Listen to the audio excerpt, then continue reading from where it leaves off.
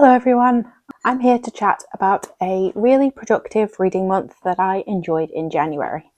It's fair to say I've had a really good start to my year. Now that said, there are 2 books I'm going to talk about today that I didn't finish, but that's not the end of the world. I think I'm being a little bit more picky about the books I'm picking up, and where historically I might have tried to slog through them and then ended up in a bit of a reading funk, I deliberately chose not to continue with those and to be able to move on. And honestly, I don't regret that decision at all. So please make yourself comfortable. Get yourself a cup of tea. I have, because we're talking about a lot of books today. So let's start with where it all began at the beginning of 2026.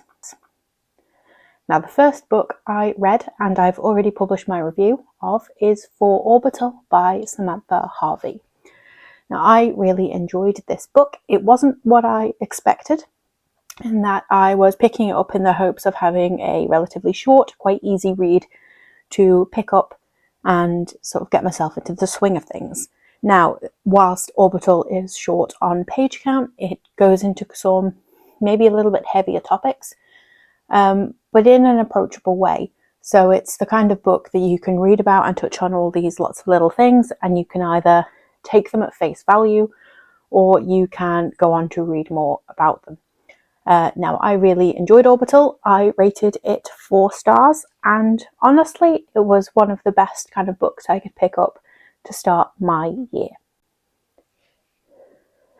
After finishing Orbital, I went back to a book I carried over from December 2025, which was Beyond Redemption by Michael Fletcher. Now, admittedly, I picked up Orbital first because I was having a little bit of a slow time with Beyond Redemption. I had started the book in December kind of informally. I needed like a convenient book to read whilst I was at the hairdresser's, of all things. But yeah, like the pacing of the book didn't quite work for me, and I discussed this recently in a video review of that book. So there were its good bits. There were some parts of the book I really enjoyed. Like, I really enjoyed the kind of premise of the story, and it held a lot of promise. It just didn't quite work for me in terms of execution. So it dragged for me to read, to be honest, and pacing is one of like the really big things for me that is make or break for a book. Now, the kind of premise and plotline of Beyond Redemption suggests that it's going to be a quick read. In practice, I found that not to be the case at all. So it actually took me about a month to read Beyond Redemption across December and January. So it was kind of my, I don't like saying worst book, because it wasn't worst. I still rated it 3 stars. It was fine. But it was maybe the book that stood out the least on my January TBR. I'll phrase it that way. The second book I carried over from December actually ended up being my first DNF of January 2025. And it's a shame, because I did enjoy the first book of this story, but I feel like I've just lost my way with it a little. I was listening to The Doors of Midnight via audiobook, and it's a long one. Like, if you have checked out my blog and you've read about this book, it's about 40 hours in terms of audio in total. Now, I made it a decent way through that. I want to say maybe 10 to 12 hours. So, I put in a good commitment to get that far.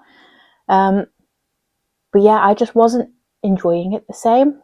And it felt a little bit repetitive from the first book. Now, obviously, events have kind of moved on a little since that kind of storyline, but we're in the same kind of structure of the story, and I just got a bit bored of it, to be perfectly honest, and I didn't want to get myself in a position where I, felt like I was really struggling with this audio. I'd already recognised in myself that in the opportunities that I would normally take to listen to audio, I was doing other things instead. I was listening to music, or just the radio, or, I wasn't picking up the audiobook, and that is probably the big teller for me. So I took the decision to put it on pause initially and listen to my other audiobook that I'd planned for January.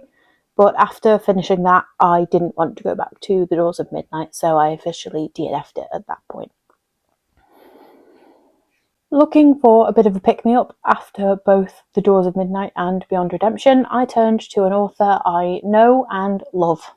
It's always a safe bet for me, and it's kind of how I get myself out of my funks. So I turned to R.F. Kuang and her pretty well-known book, Yellowface. So, Yellowface was my first 5-star read of January 2026, so it did what I wanted it to do. It got me out of the kind of slump and bad feelings, I'd had about my previous book. And I actually devoured this one. I read Yellowface in just a few days. It was really quick, really easy read. And I found the writing style really engaging. So if you're unfamiliar, Yellowface is about the story of an author, June Haywood, who doesn't have much success on her own, but she ends up publishing the manuscript of one of her friends after she passes away. Now, this story is culturally quite sensitive, and whilst the original author maybe identified with that audience a bit better, June definitely isn't, and in her marketing, she makes herself a little bit ambiguous to kind of get away with this. But obviously things kind of come out, and it's all about the kind of cultural appropriation and kind of the handling of those kind of topics. It was a really interesting read because of that. I enjoyed both kind of touching on those subjects, but also what it's like to be and get published as an author as well. So the book went really well. For me, I really enjoyed it, so it was a fantastic read. Definitely what I needed at the time. And yeah, that was my first 5-star of January 2026. The audiobook I turned to when The Doors of Midnight wasn't quite working for me was The Great Passage by Shion Miura. Now, I wanted to read this book because I enjoyed the focus on words and, the passion for language that really comes through. And that definitely comes through in this narrative. But that's also, that's not what it only offers. Because this book was originally kind of set and translated, I believe, from Japan, we get a very different kind of cultural background, which I actually really appreciated. I read a lot of westernized books. I hold my hands up to that. It's not necessarily deliberate, but that's just how things naturally pan out. But what I really enjoyed about The Great Passage is that we got to see a very culturally different setting and characters, and it kind of broadened my horizons to maybe what's kind of normal or not for expectations for people in different cultures. Particularly kind of work ethic comes to the fore in The Great Passage, when there's issues with getting a dictionary published. The staff end up working all hours, sleeping in the office to get this thing done, which obviously not healthy. But I don't think you'd see that kind of dedication from, people in Western societies. So it was an absolute eye-opener, and also quite a short book, so it was great to get to experience that, and it's not in an overbearing kind of way. Next comes, unfortunately, my second DNF of January, and that is a book called The Courage to be Disliked. Now, I originally picked up this book because the book I was hoping to read for my work book club was very hard to get a hold of, and I couldn't really get a hold of it at a reasonable price. So I ended up swapping to The Courage to be Disliked. I did already actually have a copy upstairs, but I was borrowing it on my kind of library digital account, just for convenience. But I only got 21% through this book before I put it down, and it's for a few reasons. Firstly, kind of the narrative style initially is a bit of a novelty because it's a conversation taking place between a youth and like a professor. And it's all kind of about the philosophies and principles of a gentleman called Adler. Now, I didn't entirely agree with all of these ideas that were coming out, whilst I think I understand the sentiment behind them. I think it's quite diminishing of things that have happened in people's pasts and recognising what effect they have on people. Yes, you can make a decision to not let that impact your life and be as active as you want in trying to change what you want to change, but you can't fundamentally ignore what's happened to you before that maybe shapes your behaviour. So that's kind of one big thing that I didn't really gel with. The second is the narrative style of the youth and professor in this dialogue got boring pretty quickly. It's just one to the other, to the other, to the other. And also, if readers are supposed to kind of relate to the youth character who is challenging and questioning this professor on his beliefs, I didn't relate to him at all. He was quite rude in a way, quite aggressive in combating these professors' beliefs, and I couldn't really get on board with being in his shoes, if you like, so to speak. So I gave it a good stab. I got to just over 20% and I wasn't really loving it. So I made the decision to try a different self-help book instead. That book was Notes on a Nervous Planet by Matt Haig, and again I turned to an author I have read before and know I like to, again, kind of try and stop any slumping or any kind of negativity towards reading or whatever taking hold. And I'm glad I did, because Notes on a Nervous Planet was a very quick read also, and I really liked the writing style of this one. So Notes on a Nervous Planet is almost literally is a collection of like notes, little essays, tips, tricks, that sort of thing, and it's all collected together kind of by topic. Matt Haig also has quite a unique perspective on mental health, so I suppose kind of going back to Yellowface and cultural appropriation, like you're more likely to understand and kind of trust a voice from that background. So again, because Matt Haig has kind of had mental health issues, like he knows what he's talking about. So it was a really interesting read, very quick to read as well. And it definitely ticked the box for kind of self-help with the tips and tricks it includes in it to stop things in our modern day society affecting you in a negative way. Now, some of these I kind of practice already. So, for example, I don't really read or watch the news because it's depressing all the time, and I have better things to do with my time, like read more books. But it talks about everything from like social media to not getting sucked into consumerism and always being made to feel like you've got to spend and basically have nothing. So yeah, it's a really good book. It has a lot to say, and it's definitely inspiring me to pick up both The Midnight Train later this year, which is a book Matt Haig is publishing, I want to say in May, off the top of my head. But I've also got another book of his kind of on my radar, which is something like How to Stay Alive or Reasons to Stay Alive. It's called something like that anyway. So that's going to be on my radar to read as well. I had a blog tour obligation in January to pick up a short story collection that was along the lines of kind of a bit darker, more speculative fiction, with the kind of premise behind the stories being be careful what you wish for. Because these wishes of the characters across these 10 stories don't quite pan out in the way that they hope. So I don't read short stories very often, but actually I found that to be a refreshing change, given I had read a number of kind of longer stories.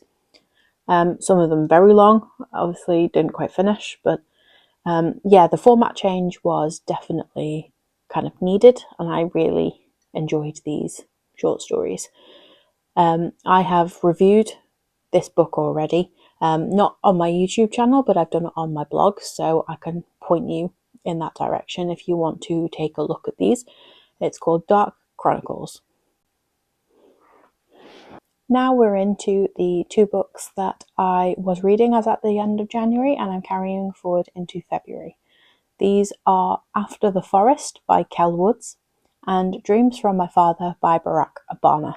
After the Forest was on my TBR and I'm reading it alongside the Cottagecore Fantasy Book Club that I help moderate. So we actually had our book club chat last week.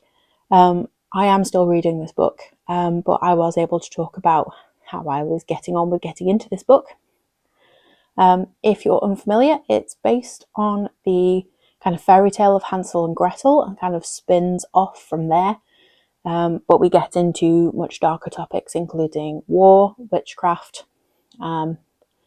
Hans has like an addictive personality and he drinks and gambles. So it's very much a more adult story than kind of based off from the fairy tale. But I'm really getting on with it so far. For what you'd necessarily attribute to being like a lighter storyline isn't really the case. And kind of along the lines of Dark Chronicles, like that's really what I'm into. And that's what I've been enjoying this January. So that's proving to be a good read so far. And that is my current kind of digital read as of this video. Dreams of My Father is the audiobook I'm carrying forward, and I wanted to pick this up because I enjoyed listening to A Promised Land back last year, quite early, I believe in about February last year, so we're looking at picking this up about a year on from its predecessor. Actually, Dreams from My Father was written a lot earlier than A Promised Land, but it's just kind of the order I've ended up listening to them in. So I wasn't expecting to ever enjoy kind of books that have these political kind of leanings and, somewhat kind of discussion points in them. And I think if it wasn't Barack Obama, I wouldn't be getting on with it. But I really like who he is as a person, what he stands for. And Dreams from My Father is about him looking into like his heritage and talking about sort of finding his identity as a mixed race child, in growing up especially in a time where it wasn't really kind of the done thing. And obviously Barack didn't really know his father at all, so it's kind of about identity and race and that sort of thing. And it's proving to be as interesting a listen as A Promised Land did last year. So fingers crossed that'll be another 5-star listen that I can tick off for February. Despite a few DNFs this month, I count January as successful. I actually picked up more books than I intended to. Even if they're not quite finished yet, I am really happy with reading progress. In terms of my kind of Goodreads goal for the end of the year, I am 1 book ahead of schedule as of recording, so things are ticking along really well. I'm really happy with where I'm at. And I also have some interesting books coming up in my February TBR, so I hope you can stay tuned for those. Until then, bye for now.